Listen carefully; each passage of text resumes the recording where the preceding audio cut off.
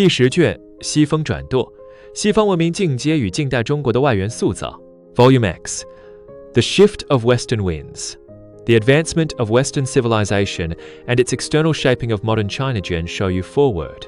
This volume takes the evolutionary trajectory of Western civilization from brutal expansion to rule-based co-governance as its core thread, systematically laying out the civilizational transformation of Europe and the United States in economy, politics, and thought.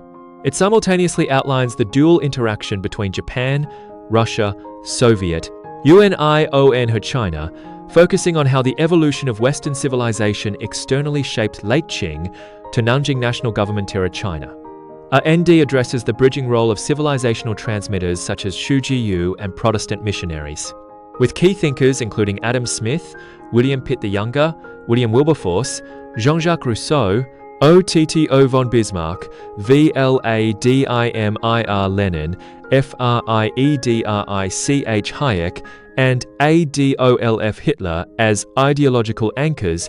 IT draws deeply on classic arguments by Chinese. ND foreign scholars including Qian Chengdan, John King Fairbank, Luo Zhitian, Liu Jingzhong, Tang Qihua, Qing Hui, Xiaogong Quan, and Wang Hui. IT 纳瑞特斯靠黑斯多瑞克法克特斯，徐继奢的派奥尼尔安德斯丹丁奥夫泽韦斯特泽索夫特斯维利泽神传斯米神拜普罗特斯谭特米神纳瑞斯，李鸿章的威斯特图欧若普安德黑斯克拉斯克戴尔欧格威斯俾斯马克泽帕斯德贝特斯贝图恩杨度张介和孙中山。梁启超的深刻反思对世界大战八国联军的 weighing of attitudes towards Sixi, the mutual protection of Southeast China, and the contingency plan for Li Hongzhang as president. It links critical historical notes.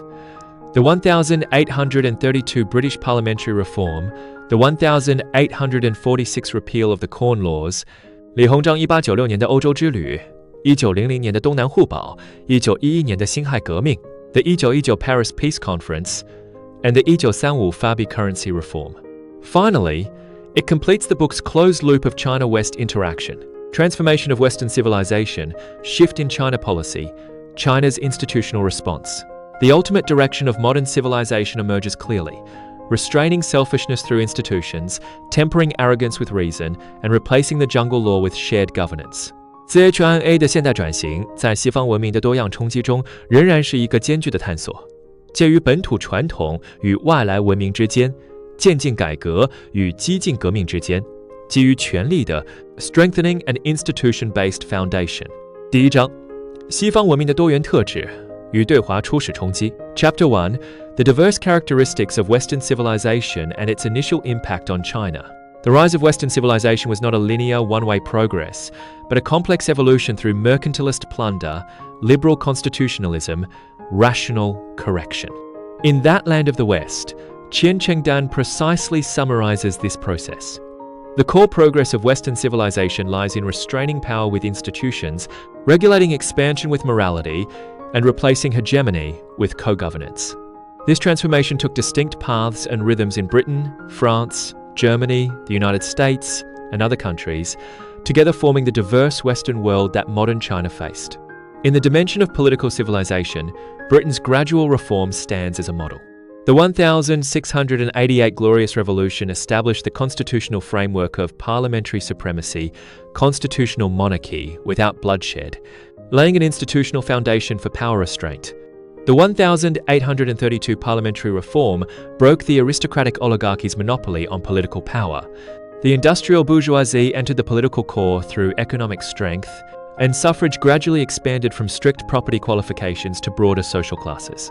The 1867 and 1884 parliamentary reforms continued to widen the electorate, extending voting rights to urban workers and rural tenants, eventually forming a mature, modern, representative system that achieved peaceful transfer of power and dynamic institutional improvement.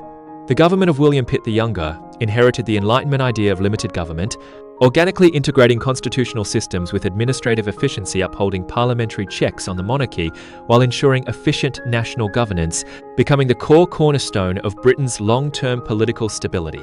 Parallel to the evolution of political institutions was the strengthening of moral constraints. in which evangelical Christianity played a pivotal role. Led by William Wilberforce, who upheld the theological principle that all men are created equal. Evangelicals spent 26 years lobbying Parliament, finally pushing Britain to abolish the slave trade in 1807, and slavery throughout its colonial empire in Iba-Sansanye. Historian James Walvin commented in The End of the British Slave Trade, "Evangelical humanitarianism transcended mere political calculation, and economic interests, placing a moral shackle on Western colonial policy." It marked a critical step from violent expansion to moral restraint, a vital expression of Western civilization's self-correction. The advancement of economic civilization also witnessed the West's shift from barbarism to civilization. In early modern times, European and American powers universally practiced mercantilism, directly linking national wealth to gold and silver reserves, and plundering primitive capital through state monopolies, colonial looting, the slave trade, and trade barriers. Britain completed its primitive capital accumulation through the colonial plunder of India via the East India Company and the bloody Atlantic slave trade. Western economic civilization in this era was essentially predatory growth backed by military power. The publication of Adam Smith's An Inquiry into the Nature and Causes of the Wealth of Nations in Ititirionyen completely overturned the theoretical foundation of mercantilism. Smith criticized mercantilism's fallacy of enrichment through plunder, proposing the market order of division of labor, free trade, and the invisible hand. He argued that the state should reduce economic intervention and let markets dominate resource allocation, laying a solid theoretical foundation for the Western economic shift from power-based plunder to rule-based exchange. Prime Minister William Pitt became a staunch practitioner of Smith's ideas, pushing Britain to cut tariff. A General History of Britain. The repeal of the Corn Laws meant Britain truly transcended mercantilism, replacing closure with openness and monopoly with competition. This was the key to its rise as the workshop of the world and global economic hegemon, and it set a new benchmark for Western economic civilization. Xu Zhiyu's A Brief Account of the Maritime Circuit, completed in 1848, was the first late Qing work to systematically and objectively introduce the geography and politics of world nations. It completely shattered the traditional Sino-centric distinction between Chinese and barbarians, becoming the ideological source of China's understanding of Western civilization. In the Cambridge History of Late Imperial China, John King Fairbank highly praised it.